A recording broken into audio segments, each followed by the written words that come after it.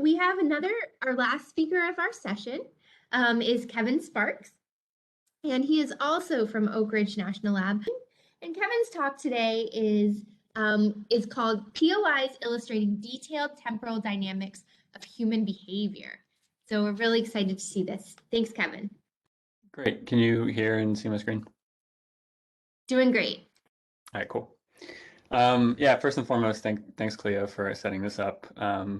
Even if I wasn't presenting, I'd be an eager participant with all these great talks in this lineup. So thanks for organizing this. So yeah, today I'm going to talk about some of my research interests, particularly in temporal behavioral patterns and the role that POIs have in the pursuit to understanding and identifying temporal behavioral patterns across space.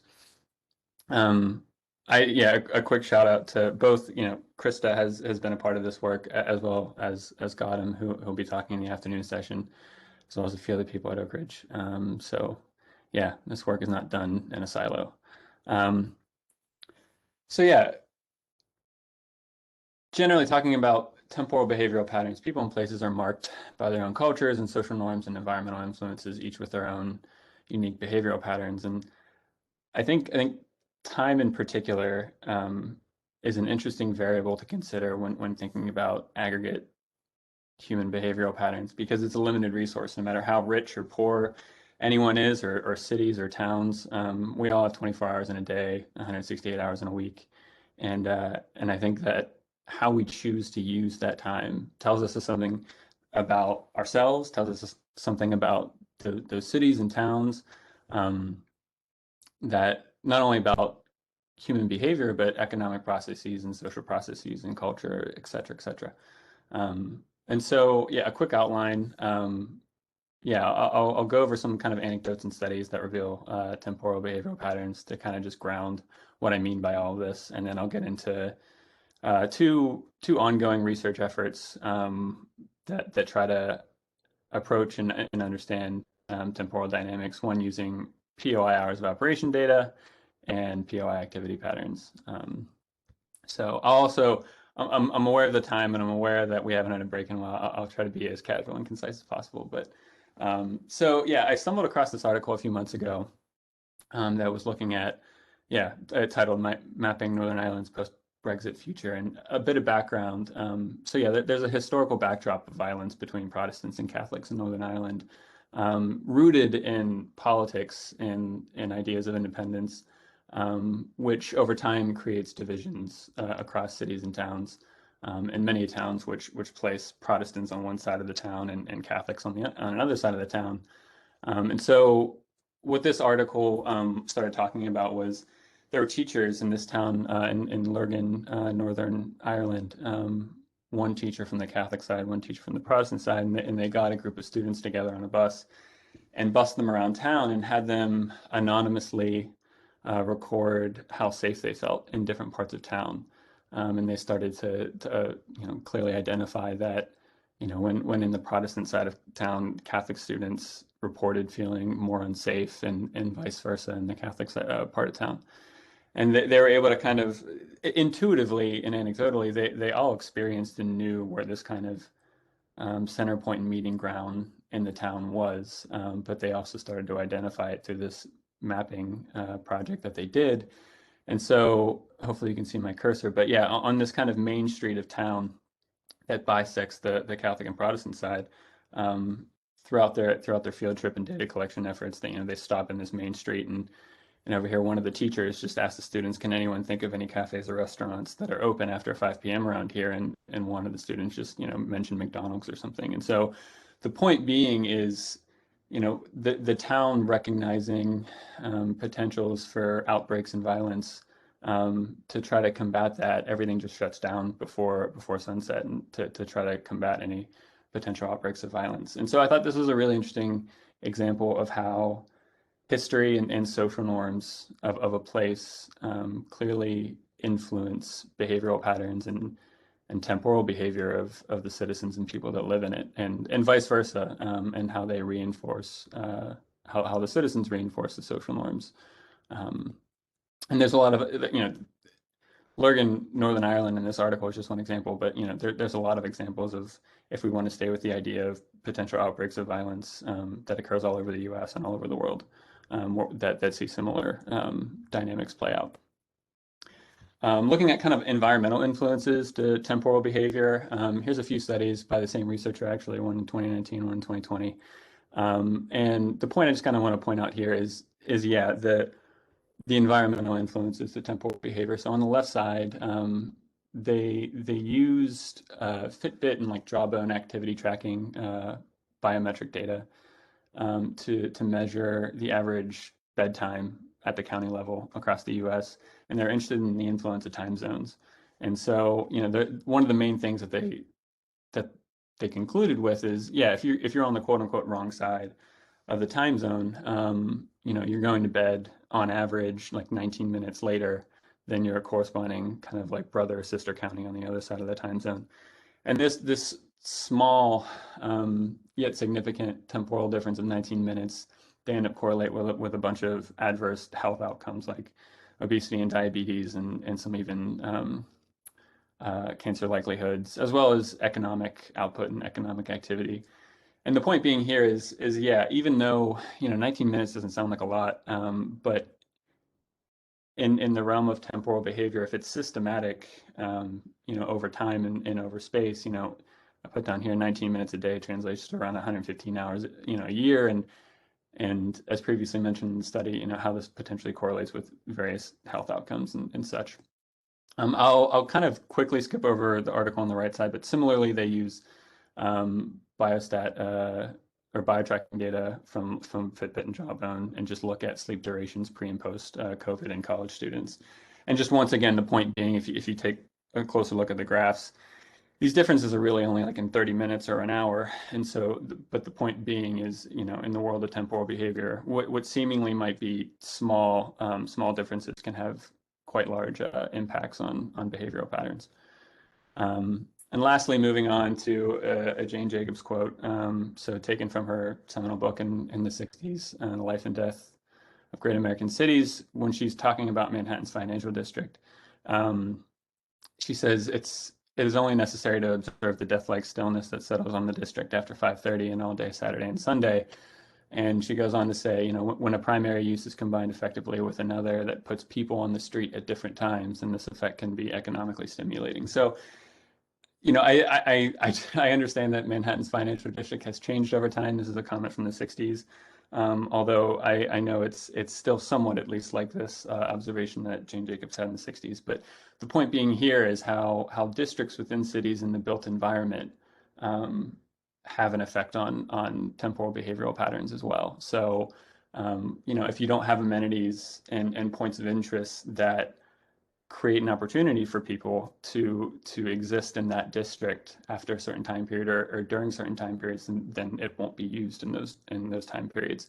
The example here is Manhattan's financial district, but we can all think of examples in our own towns and cities that we live in that are maybe underserved in various restaurants or theaters or bars or clubs that shape and influence our behavioral patterns at specific times of day.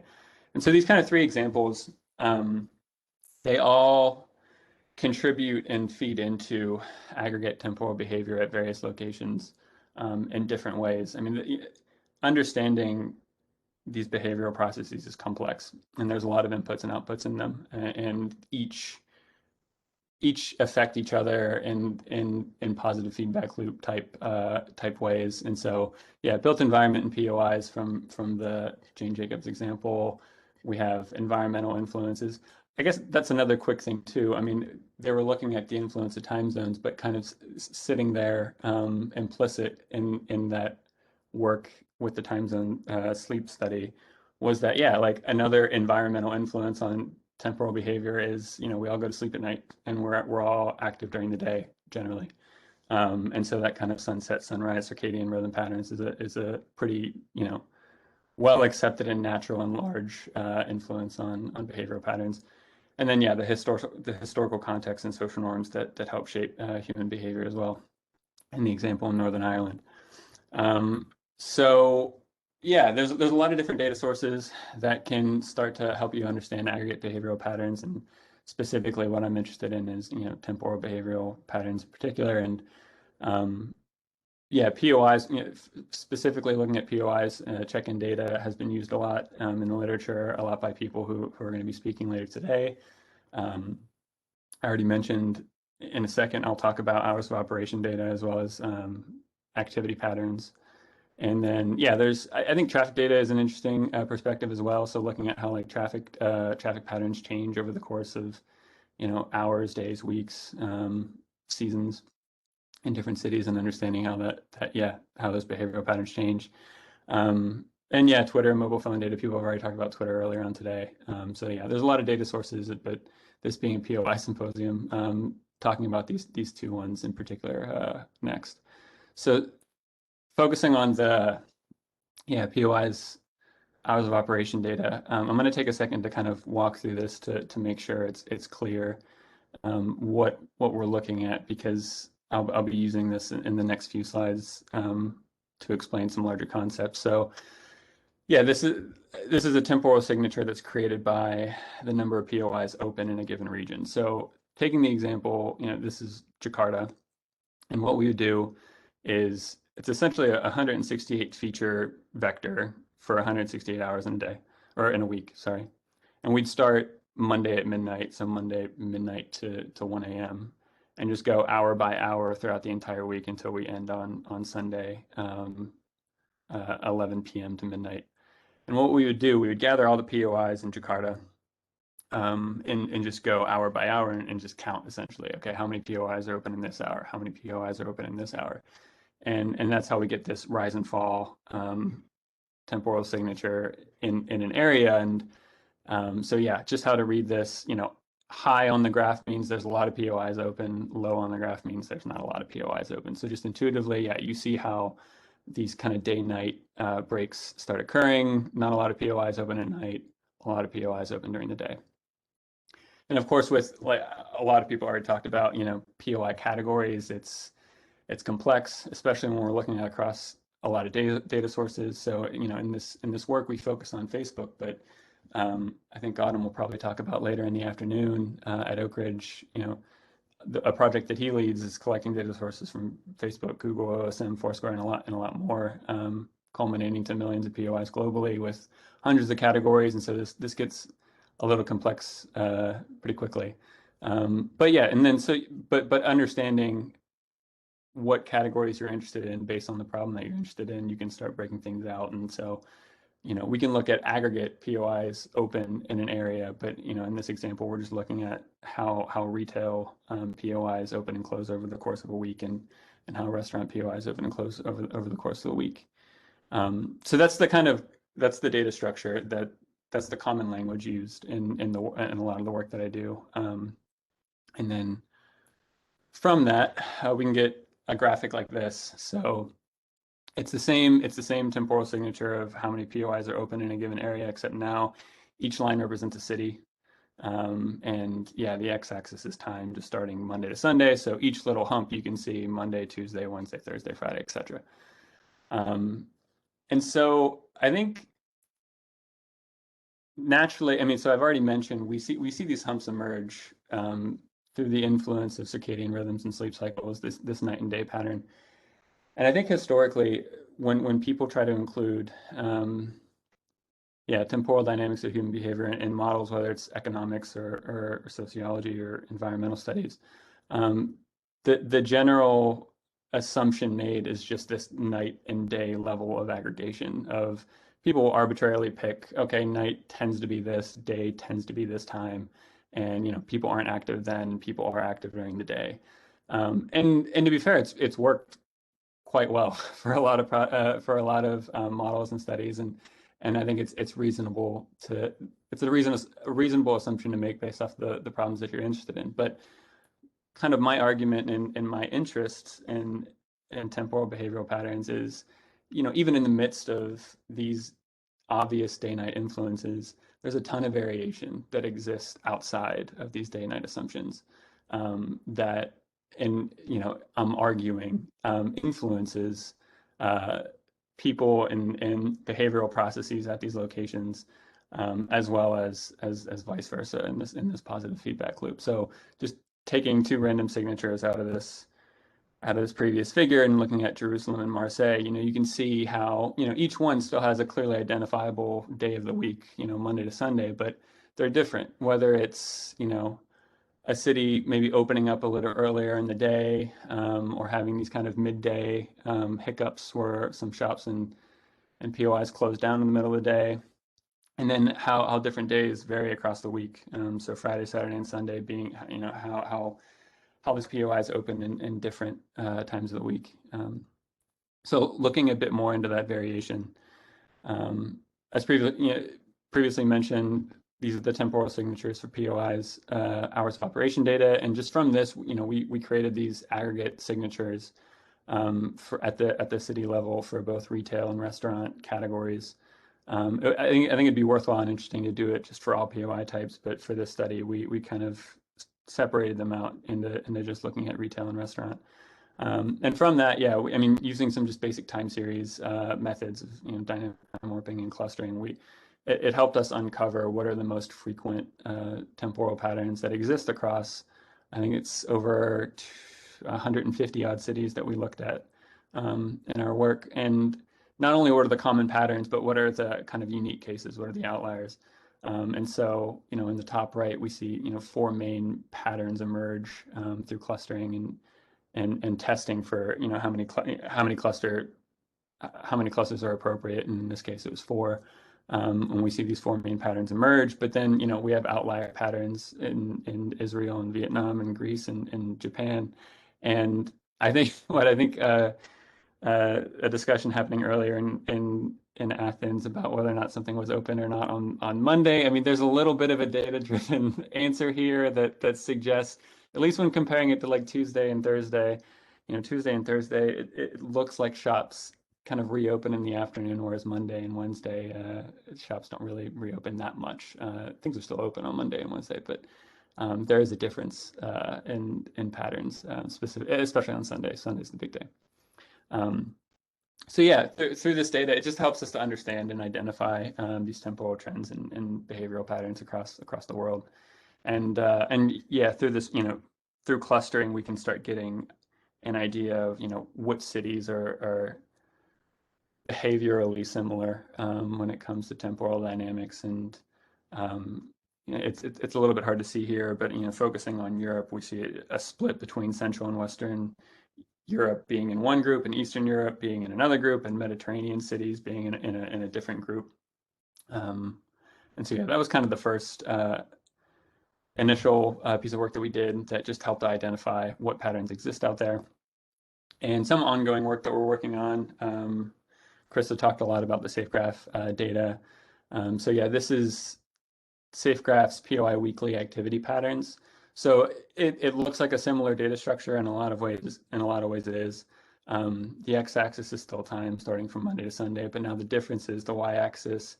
We're not looking at hours of operation. We're looking at activity levels for individual POIs. So how many people are at a POI at this hour of the day? And so this work was done in the context of COVID, pre and post COVID. And so we looked at this at the national level and at the county level. And so, yeah, we added up across, all of 2019, the weekly activity patterns for all the, I think 4 or 5 million odd POIs that SafeGraph data has in their database to create this averaged activity temporal signature for both 2019 and 2020. And I think, we're all aware of the massive mobility reductions that happened due to COVID.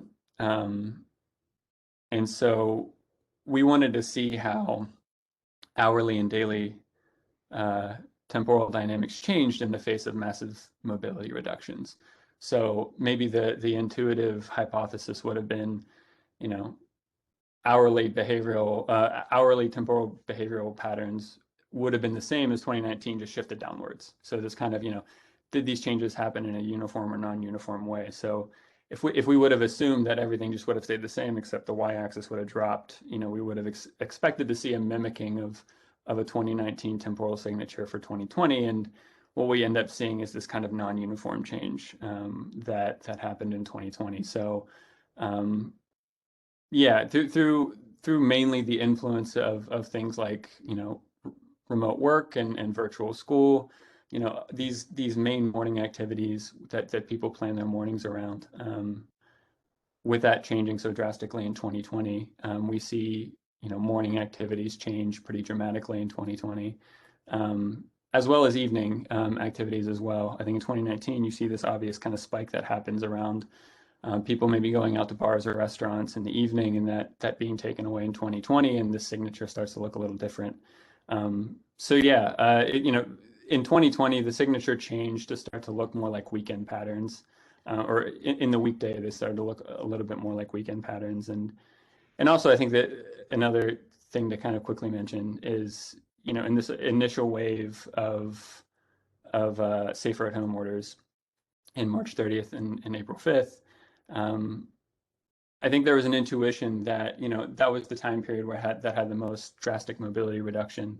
But as mobility, rebounded over the course of 2020, slightly, not entirely, but up to like 60 or 70% levels. We might have expected these temporal dynamics to kind of change and rebound with it, and the average signature in 2020, especially in the morning, it stayed, if not, even kind of more ingrained itself in this morning activity pattern, as well as the evening, although in 2020 average signature, it rebounded a bit more towards activity in 2019. So yeah, I'll wrap it up there.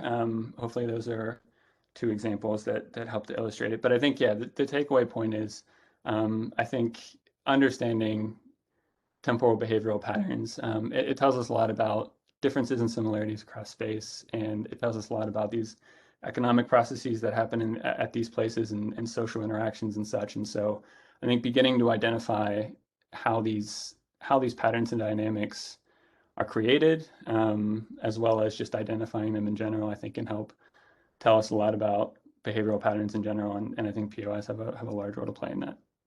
So I'll end there.